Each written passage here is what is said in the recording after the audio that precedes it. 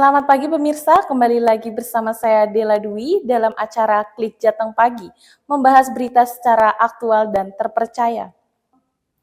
Jokowi mendampingi Ahmad Lutfi Tachiasin kampanye di beberapa daerah di Jawa Tengah, Minggu 17 November 2024. Jokowi mengatakan dia turun karena merasa ingin turun. Pada hari sebelumnya, Sabtu 16 November 2024, Jokowi mendampingi kampanye Ahmad Lutfi Tachiasin menyambangi warga Kabupaten Banyumas, Tegal, dan Brebes untuk memenangkan Ahmad Lutfi Tachiasin di Pilkada Jawa Tengah Gubernur dan Wakil Gubernur. Pasangan calon wali kota dan wakil wali kota Magelang, Damar Sriharso, melakukan kampanye di alun-alun kota Magelang pada Minggu 17 November 2024. Selamat pagi pemirsa, saya Affathu Zahro melaporkan langsung dari alun-alun kota Magelang. Saat ini sedang berlangsung serangkaian acara penting yaitu kampanye calon wali kota Magelang dan calon wakil wali kota Magelang, Damar dan Sriharso. Acara ini menarik perhatian ratusan warga yang hadir untuk mendengarkan langsung orasi politik pasangan calon, sekaligus mengetahui lebih jauh visi dan misi yang mereka tawarkan untuk masa depan Magelang.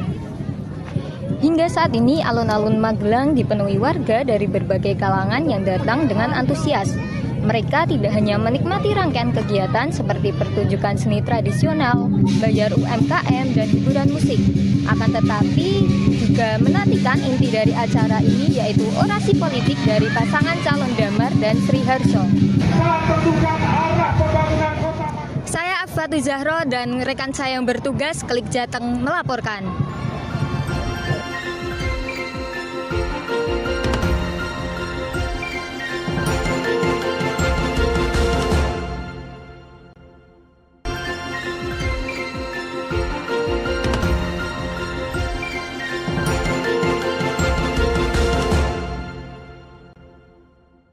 Presiden Prabowo Subianto kedapatan menyatakan dukungan kepada pasangan calon gubernur Jawa Tengah, yakni Ahmad Lutfi dan Tachiasin, melalui media sosial 9 November 2024. Bawaslu RI akan memanggil Prabowo Subianto jika terdapat melakukan pelanggaran dari kampanye tersebut. Bawaslu dan KPU RI tengah menelusuri unggahan video yang berisi dukungan Prabowo terhadap Cagup dan Cawagup Jawa Tengah Ahmad Lutfi Tachiasin. Yang menjadi pro dan kontranya, mana yang membolehkan, mana yang tidak membolehkan, apakah ada tabrakan norma, kalau tabrakan norma seperti apa, solusinya, kemudian ahli akan diajukan tergantung dari hasil tim yang dibentuk oleh Bawaslu. Dalam beberapa hari ke depan sudah ada pemakanan. Peternak susu di Boyolali mandi susu sebagai bentuk aksi protes kepada pemerintah. Kondisi peternak dan para pengepul susu sapi di Boyolali sedang mengalami kritis, lantaran suplai susu ke industri pengolahan susu IPS dibatasi. Sekitar 50 ton atau 50.000 liter susu terbuang dalam aksi ini, 10 November 2024. Kondisi ini juga dirasakan salah satu pelopor susu Sugianto di Desa Seruni, Kecamatan Musuk. Dirinya terpaksa membuang sebagian besar susu dari peternak yang sudah ia beli. Selama 2 pekan terakhir, dia telah membuang susu sebanyak 33 ton susu. Dirinya mengaku merugi hingga 1,3 miliar, sebab ia membeli susu sapi dari peternak dengan harga 7.300 per liter setiap hari.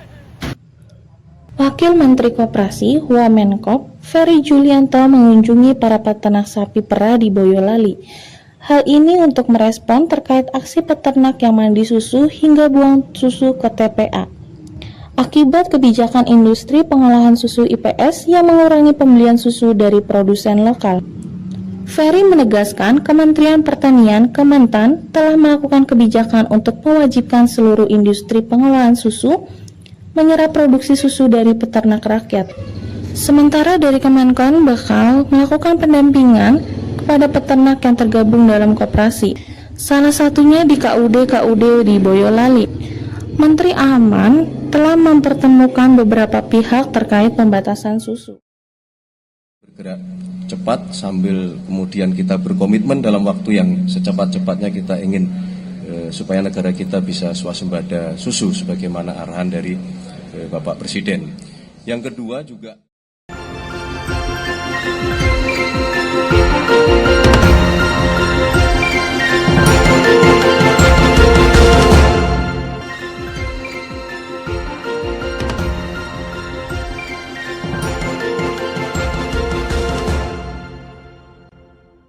Seorang anak perempuan berusia 11 tahun di Kabupaten Temanggung menjadi korban pemerkosaan hingga 6 kali. Diketahui pelakunya adalah ayah dari pacar korban. Pelaku berinisial M, berusia 31 tahun, telah melakukan aksi bejatnya sejak September hingga Oktober 2024. Kasat Reskrim Polres Temanggung, AKP Didik Triwibowo mengungkapkan pemerkosaan itu berawal saat pelaku awalnya membuka handphone milik anaknya. Dari situ, M mengetahui korban pernah mengirim foto tidak senonoh. Didik mengungkapkan pelaku atau tersangka melakukan persetubuhan terhadap korban sebanyak 6 kali. 6 kali di waktu yang berbeda, namun di tempat yang sama. Karena ancaman akan disebarkan foto-foto. Didik mengungkapkan sebelum kejadian korban diketahui berpacaran dengan anak pelaku. Saat berpacaran, korban diduga pernah mengirim foto dalam kondisi yang tak patut ke ponsel pacarnya. Pada September 2024, korban janjian dengan pacarnya untuk bertemu di salah satu kolam renang wilayah Temanggung. Saat korban hendak meninggalkan lokasi, pelaku tiba-tiba memegang tangan korban. Korban lalu diseret dalam rumah tripleks sekitar kolam renang. Saat itu korban hanya diam, kemudian tubuh korban dipepetkan di dalam tembok sehingga korban berteriak dan tersangka membekap korban menggunakan tangannya. Kemudian tersangka melakukan persetubuhan terhadap korban. Gunung Lewotobi, laki-laki di Polres NTT meletus pada Minggu 3 November 2024. Erupsi masih terus terjadi hingga saat ini, dengan tinggi abu mencapai 2000 meter di atas kawah. Sejak erupsi pertama terjadi, jumlah pengungsi terus meningkat. Badan Nasional Penanggulangan Bencana BNPB melaporkan sudah lebih dari 13.000 warga mengungsi. Tersebar di berbagai lokasi pengungsian di Kabupaten Flores Timur dan Sika. Tim gabungan dari BNPB, Kementerian Sosial, TNI, Polri, dan pemerintah daerah terus bekerja sama untuk melakukan penyelamatan dan evakuasi warga yang berada dalam zona bahaya Gunung Lewotobi. BMKG juga berencana memperluas zona bahaya dari 8 km menjadi 9 km. Pada 13 November 2024, BMKG mengungkapkan sebaran abu vulkanik Gunung Lewotobi laki-laki sampai ke Pulau Lombok dan berada pada ketinggian 30.000 kaki atau sekitar 9.144 meter di atas permukaan laut.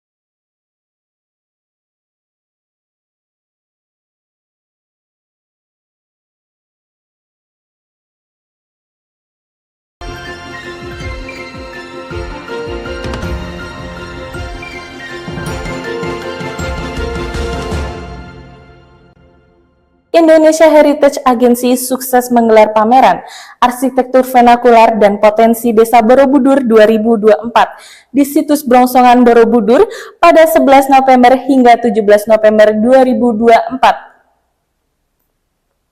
Selamat pagi pemirsa, saya Fatih Zahra melaporkan langsung dari situs Brongsongan kawasan Borobudur. Hari ini kita akan melihat acara yang sangat istimewa, yaitu pameran arsitektur Vernakular dan potensi desa Borobudur tahun 2024. Dalam acara ini menghadirkan 23 potensi desa yang ada di kawasan Borobudur, seperti tarian tradisional, makanan tradisional, wahana bocah, dan juga ada jagongan warga. Pameran ini diselenggarakan oleh Museum dan Cagar Budaya Unit Warisan Borobudur selama sepekan, yakni tanggal 11 sampai 17 November 2024. Dalam pameran ini terdapat arsitektur Vernakular yang merupakan gaya arsitek bangunan yang hadir sesuai tradisi lokal. Visualisasi bangunan arsitektur yang dihadirkan adalah rumah limasan, yakni rumah tradisional Jawa yang ciri khasnya dengan atap berbentuk limas dengan 4 sisi segitiga sama kaki yang merupakan warisan budaya yang mencerminkan keberagaman masyarakat dan sosial budayanya. Selain itu, pada tanggal 16 November ini dilaksanakan workshop kreatif yakni membatik yang diikuti oleh adik-adik di sekitar kawasan Borobudur.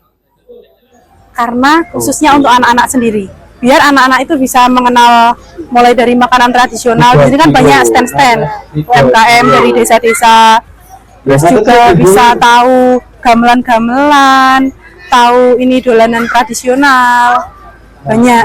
Ya, semoga pameran ini dapat berjalan dengan lancar, bisa dilanjutin ke depannya, terus juga lebih ramai lagi nanti. Fatih Zahra dan rekan saya yang bertugas datang melaporkan.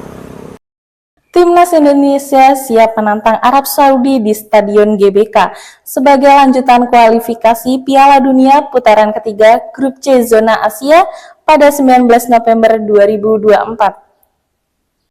Arab Saudi dan Indonesia menjadi dua tim yang menarik perhatian di Grup C kualifikasi Piala Dunia 2026 Zona Asia yang akan berlangsung di Stadion Utama GBK pada tanggal 19 November 2024 mendatang. Meskipun Arab Saudi telah diunggulkan, pelatih Heath Leonard menegaskan bahwa persaingan di grup ini sangat ketat, terutama dengan kehadiran Bahrain yang tampil impresif. Dengan pemain muda yang terus berkembang dan pengalaman di turnamen internasional, skuad Garuda berambisi untuk memberikan kejutan di grup ini. Indonesia menyadari bahwa menghadapi tim-tim besar seperti Arab Saudi dan Australia bukanlah tugas yang mudah. Namun, Sintayong percaya pada potensi anak asuhnya untuk bersaing, strategi disiplin, dan memanfaatkan momentum siap menjadi kunci bagi Indonesia dalam setiap pertandingan. Pertemuan melawan Arab Saudi nantinya akan menjadi ujian berat bagi Indonesia, namun juga peluang untuk membuktikan bahwa mereka mampu bersaing di level tertinggi Asia. Salurkan kepedulian Anda kepada korban erupsi lewat hobi laki-laki melalui donasi kitabisa.com pada rekening yang tertera di layar kaca. Demikian Klik Jateng pagi ini, saya Dela Dwi pamit undur diri, selamat menjalankan aktivitas dan sampai jumpa.